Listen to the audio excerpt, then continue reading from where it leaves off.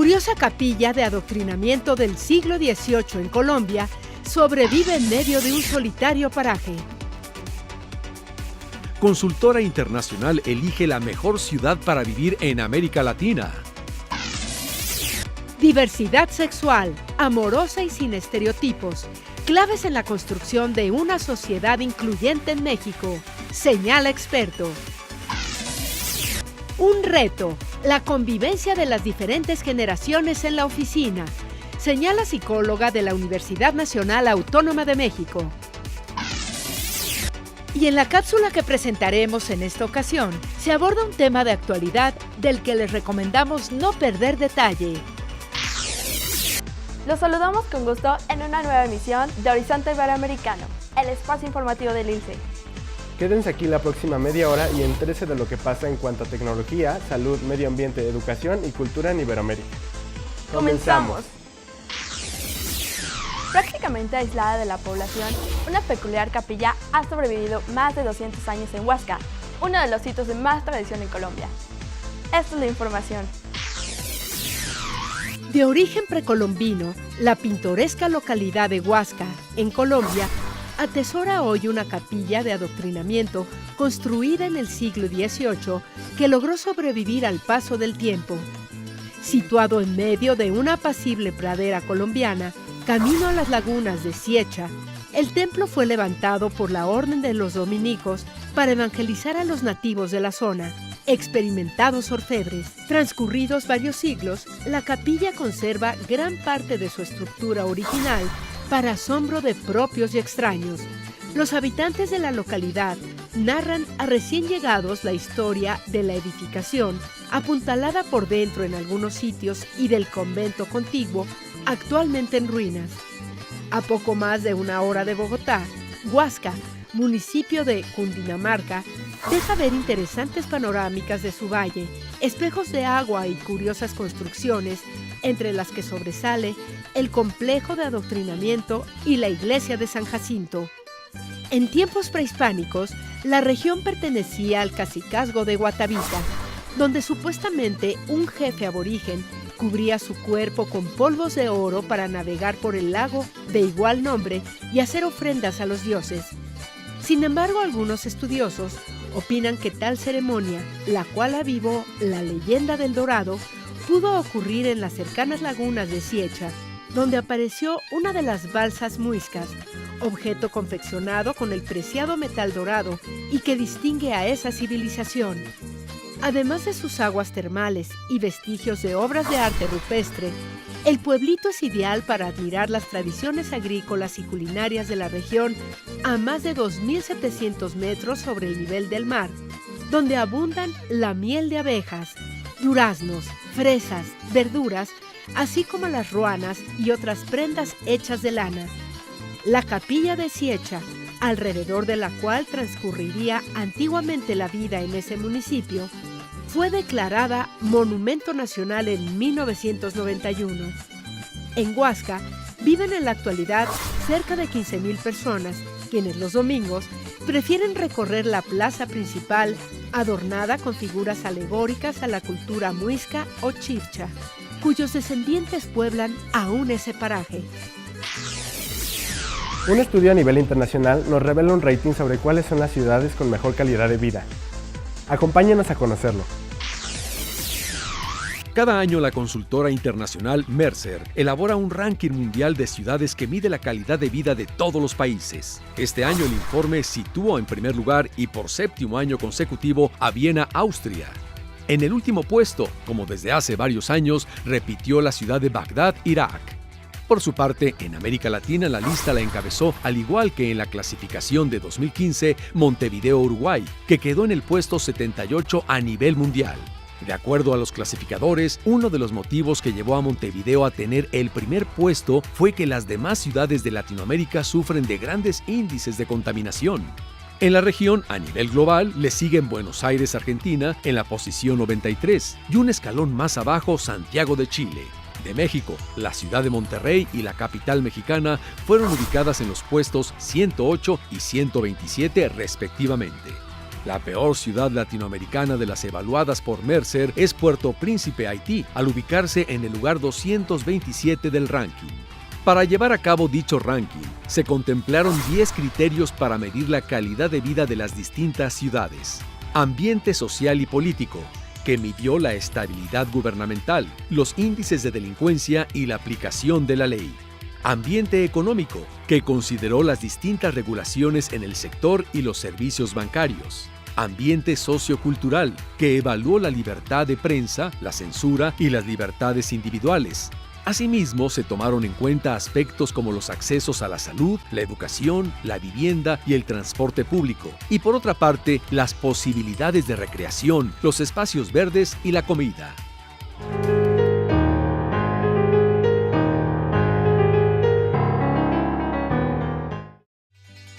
Alejandro Luna realizó estudios de licenciatura en la Escuela Nacional de Arquitectura de la UNAM. Ha realizado el diseño de escenografía e iluminación de más de 200 montajes de obras de teatro y danza, así como de 20 óperas y el diseño de producción de 6 largometrajes. Ha impartido múltiples cursos y talleres en universidades y centros de estudios sobre teatro en el país y en el extranjero. Alejandro Luna es miembro del Seminario de Cultura Mexicana desde 2013. Lo que hago es espacio para las artes escénicas, en 2 modalidades, en 2 vertientes. Soy escenógrafo y arquitecto especializado en arquitectura teatral. Es un trabajo esencial en las artes escénicas. Entra dentro del mundo del arte, de la comunicación artística. Y en mis tiempos había que decidir qué carrera íbamos a estudiar al salir de secundaria. Desde el bachillerato ya iba orientado a la carrera que fueras a estudiar. Y escogí arquitectura porque me gustaba dibujar y se me facilitaban, pensaba yo, las matemáticas. Yo había estudiado primaria, secundaria y preparatoria en escuelas de hombres.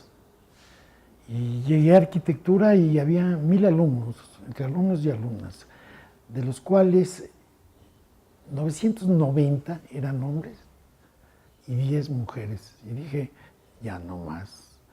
Tenía 17 años y quería conocer al otro género de mi especie y me cruzaba el campus y iba a meterme a las clases a la Facultad de Filosofía y Letras, donde la proporción era inversa. Y ahí me empezó a gustar el teatro. Y me gustaba actuar, pero los compañeros, porque yo era el arquitecto, el que estudiaba arquitectura, el que sabía dibujar, sabía sistemas constructivos, sabía presupuestos, me encargaban la escenografía. Luego me llamaban a actuar con la condición de que hiciera la escenografía, y ahora me llaman a hacer escenografía con la condición de que no se me ocurra actuar. Así ha sido. El trabajo de teatro, de danza, de ópera es un trabajo de equipo. No es en sí la escenografía. A mí lo que me gusta es el trabajo con todos los demás, que no son escenógrafos, que están ahí. Con el director, con los técnicos, con los actores, con el público, con las autoridades mismas. Grandes satisfacciones, tratando de resumir, es tener el respeto a los compañeros con que uno trabaja. Todos trabajando hacia un objetivo, cada quien en la medida de sus posibilidades, pero hacer un solo trabajo entre muchos y en la colaboración, y que dentro de eso haya siempre un respeto y a veces un afecto, es muy satisfactorio.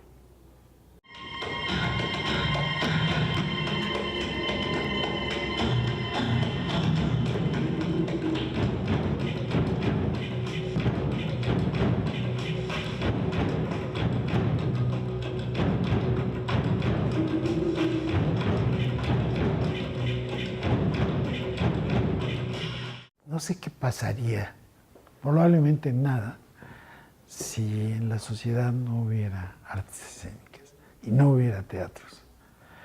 solo estadios de fútbol, no sé qué pasaría. Pero a mí no me gustaría estar en una sociedad así. Si en esta vida te dedicas a hacer lo que te gusta, te va bien, vale decir, eres más feliz o menos infeliz. Y no mucha gente trabaja en lo que le gusta.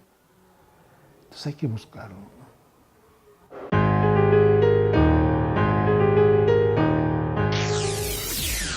Rimer Cardillo es un artista visual y grabador uruguayo de extensa trayectoria internacional, residente en Estados Unidos desde 1979.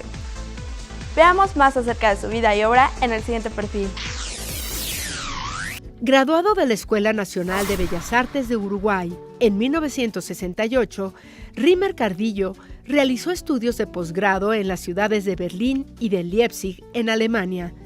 Ha desarrollado una variada serie de trabajos que incluyen grabados, esculturas e instalaciones, donde el estudio de la naturaleza y la preservación de su huella han estado siempre presentes.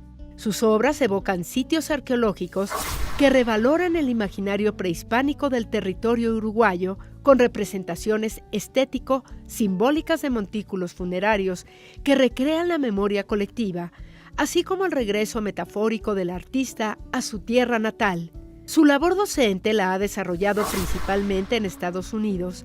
Sin embargo, realiza anualmente talleres de formación en técnicas gráficas en Montevideo, así como curaduría de exposiciones en Uruguay y el exterior, en la búsqueda de revalorar el grabado como disciplina creativa y plataforma de expresión contemporánea de las nuevas generaciones de artistas de su país.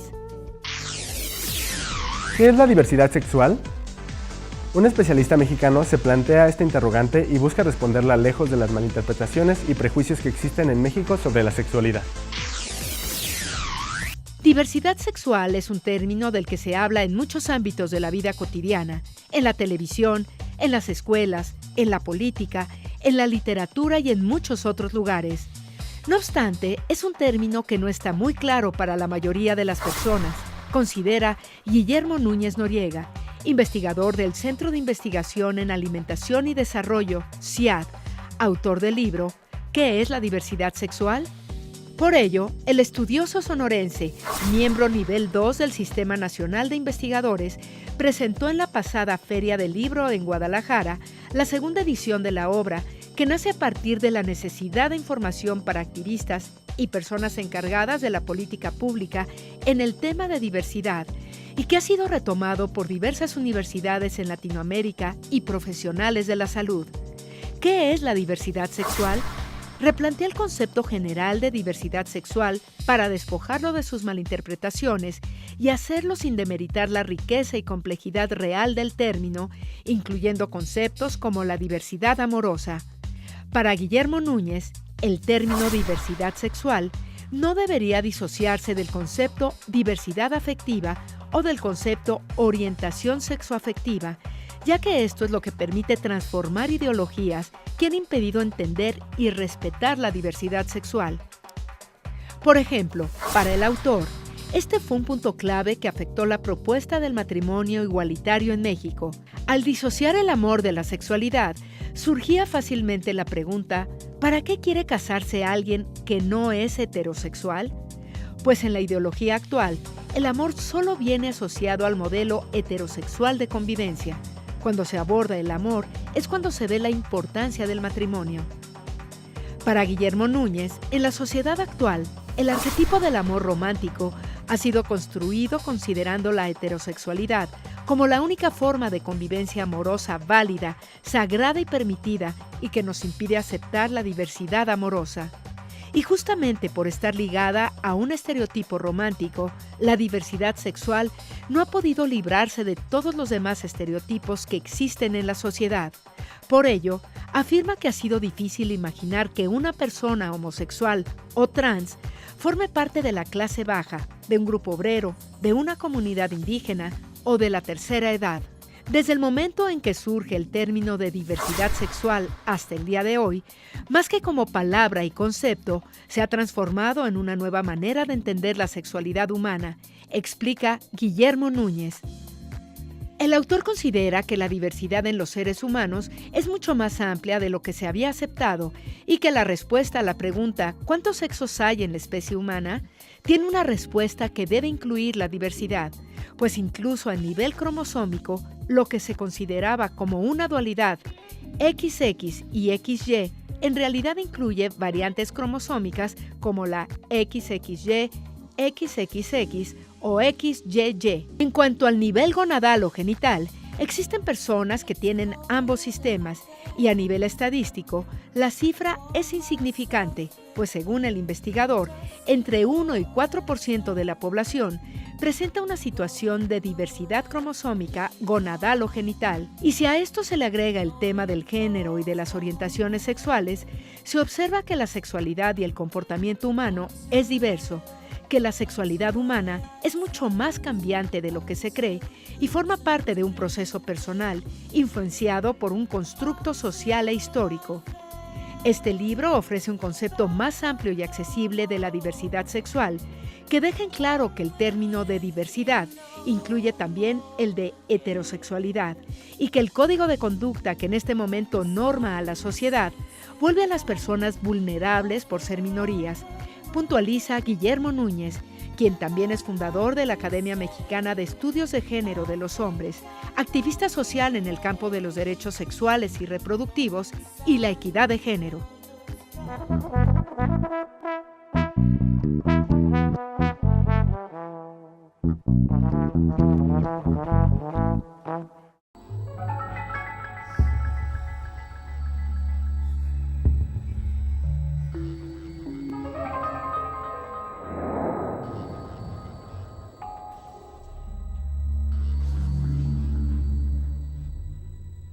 La técnica que yo más ejecuto obviamente es el dibujo y la pintura, y particularmente pintura al óleo.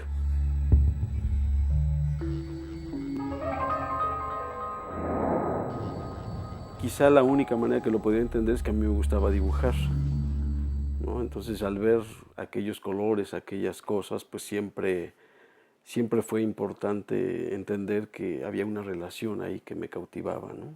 Quizá como la mayoría en términos de decisión de carrera, me pasó justamente a partir de la ignorancia, porque yo en la prepa, ¿no? Concretamente cuando yo entro a la prepa, pues yo era como cualquier chamaco que va a la escuela porque así le dijeron que tenía que ser.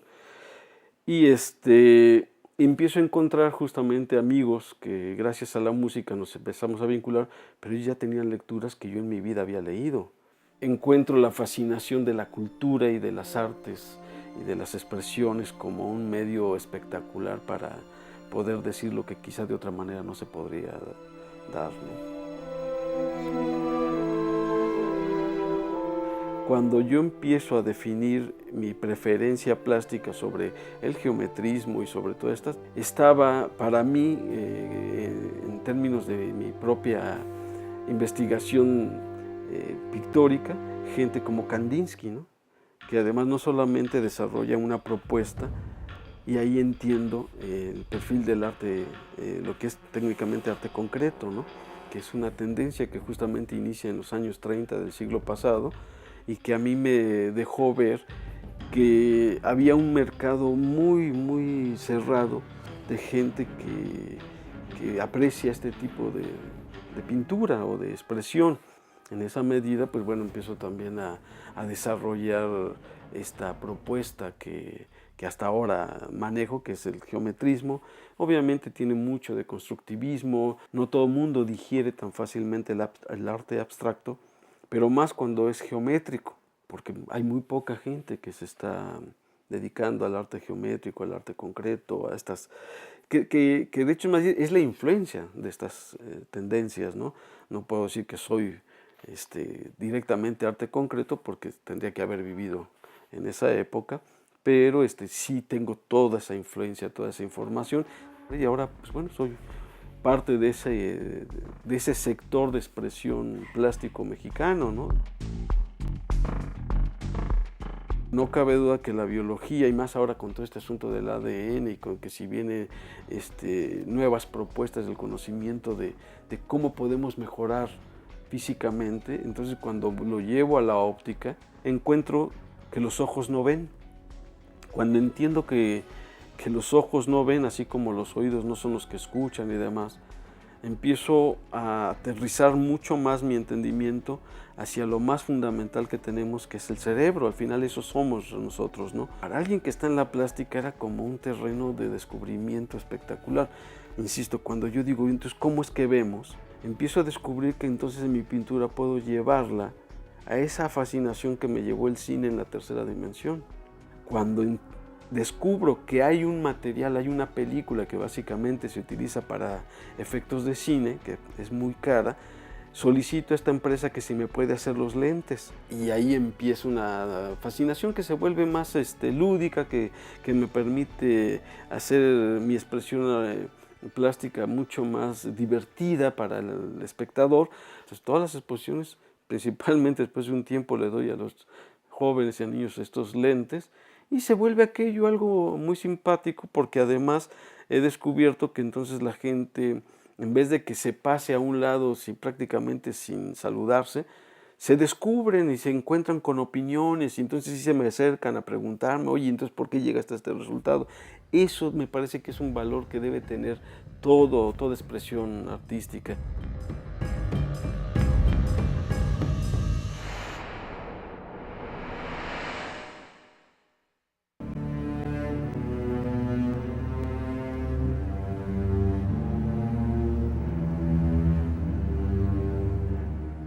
Con Estado de Derecho, y justamente a partir de la violencia tan brutal que atacó a esta ciudad, bueno, en concreto a este país, mi primera reacción es, bueno, ¿y qué estamos haciendo como comunidad? O sea, de veras, no emitimos una opinión, no emitimos un juicio. Y lo primero que organizo es una exposición que se llamó Mi Grito, que fue alzar la voz con dignidad a la violencia, no a la violencia. Bajo este contexto empiezo yo a desarrollar esta propuesta, porque además para entonces todavía coordinaba una galería, la parte de la promotoría, ¿no? Una galería que se llamó Punto Rojo, y la respuesta fue espectacular, ¿no? Empiezo a encontrarme con informaciones de gente que yo conocía por una u otra razón, gente que ya no estaba entre nosotros, pero muchas de ellas vinculadas al crimen o la delincuencia organizada, ¿no? Veo que esa gente sufrió diferente, porque al final encontró la muerte de manera muy desagradable. Hago entonces una pausa con mi propuesta geométrica, y al final la exposición guardaba el respeto por la pérdida de estas personas, algunos de ellos niños, para poder reflexionar sobre las realidades que nos están a todos abrumando.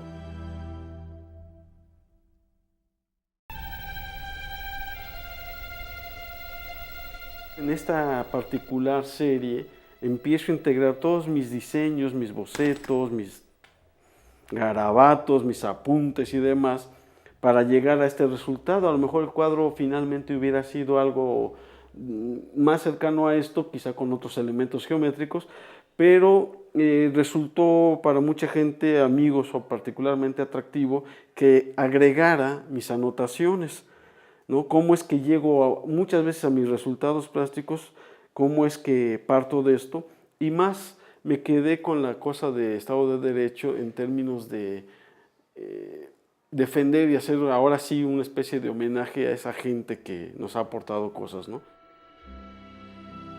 Ojalá quienes son responsables de la educación, de los valores que le dan sentido a nuestra sociedad, permitan a la comunidad artística estar más presente con la sociedad general, porque no cabe duda que tenemos en nuestra comunidad de creadores una serie de propuestas que beneficiarían no solamente a esta ciudad, a este estado, sino muy probablemente a este país. México tiene una riqueza espectacular de creadores en todas las áreas que sigo pensando está desaprovechada, y que pues, ojalá esto cambie pronto, ¿no?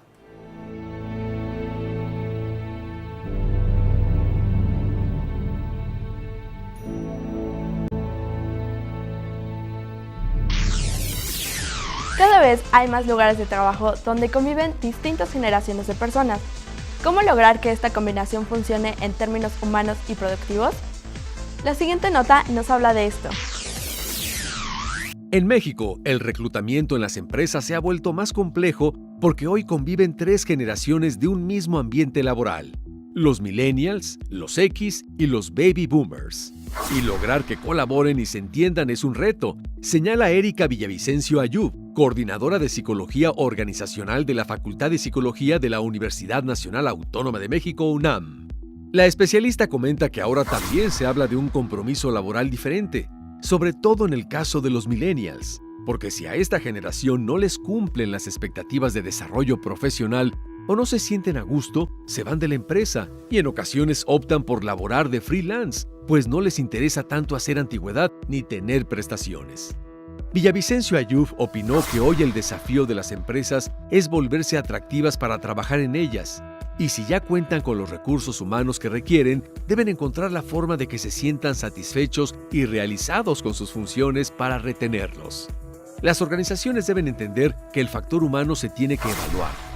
No hablo de la evaluación que genera ansiedad y miedo, sino de aquella en la que se detecta el recurso humano con potencial para desarrollo y ofrecerle un plan atractivo de vida y carrera, dotándolo de mayores competencias que le ofrezcan un balance de vida y un programa de seguimiento claro y orientado a 2 ejes primordiales: la satisfacción laboral con la productividad empresarial. En la actualidad, subrayó, son pocas las empresas que logran entender la relevancia del factor humano, y cuando lo tienen claro, no cuentan con los recursos necesarios para apostarle a su desarrollo óptimo. El área de recursos humanos tiene un rol esencial en las organizaciones, porque se pueden tener materiales, dinero y tecnología, pero si el talento no está listo, coordinado y enterado de lo que debe hacer, los otros elementos son inservibles. No solo se trata de contratar gente y capacitarla para entender hacia dónde va la empresa, se debe considerar esta área como estratégica. Otro factor clave es la cultura laboral. Muchos contratadores buscan el mejor, y eso es un error, porque es probable que quien tiene mayor nivel de competencias técnicas no necesariamente se adapte a la cultura, al equipo o al estilo de liderazgo que va a tener. Entonces, la estrategia sería determinar que, de los más competentes, a quien se debe contratar es al candidato que mejor se adecue a los elementos con los que cuenta la empresa. Hoy cada vez hay más evidencia de que la capacitación en competencias suaves, comunicación, trabajo en equipo e inteligencia emocional, entre otras, es de suma importancia, porque todas esas habilidades son necesarias para ser parte de un grupo de trabajo. El área de recursos humanos también debe tener la función de permear en una nueva cultura del trabajo, y son pocas las organizaciones que lo han entendido e implementado. Generalmente lo han hecho empresas de otros países, que han introducido temas como resiliencia, que es la habilidad para sobreponerse a situaciones adversas, concluye la experta. La Ciudad de México, en concreto su centro histórico, es un gran muestrario del alto nivel que alcanzó el arte del vitral a finales del siglo XIX e inicios del XX. Ahora veamos algunos de los vitrales más importantes de la capital mexicana.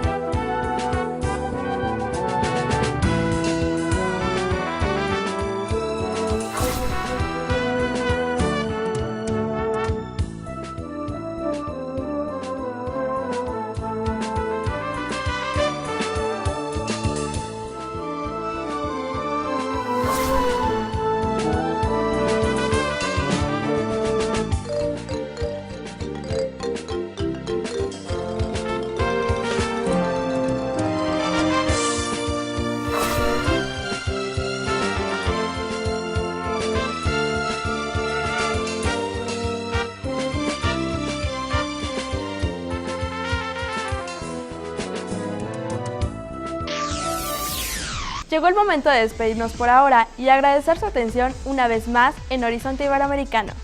Suscríbanse al canal de YouTube ILCE TV, en donde van a encontrar esta y todas nuestras emisiones. Síganos a través de las redes sociales que aparecen en su pantalla y envíenos sus opiniones, comentarios y sugerencias al correo horizonteiberoamericano@ilce.edu.mx. Los esperamos en nuestra próxima emisión. Se despiden de ustedes Aranza Pacheco y Eduardo Aviña. Hasta entonces.